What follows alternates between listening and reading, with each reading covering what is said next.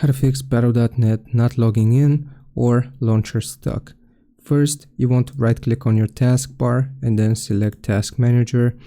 We need to close Battle.net altogether, so you just want to find Battle.net, right click on it and select End Task. Now search for any other instances of Battle.net here and you just want to end those as well. And I'm just going to press B to see if I have anything else. Okay, so that's the first step. The second step that I suggest doing is going to be searching for date and time settings. Opening this up, make sure set time zone automatically is set. Set time automatically is also set. And then you just want to select or click on sync now. Once you click on sync now, this is going to sync your date and time. Okay, now that we have done this, we will open up our computer search. Then search for run, and you want to type percentage local app data percentage. Click on OK.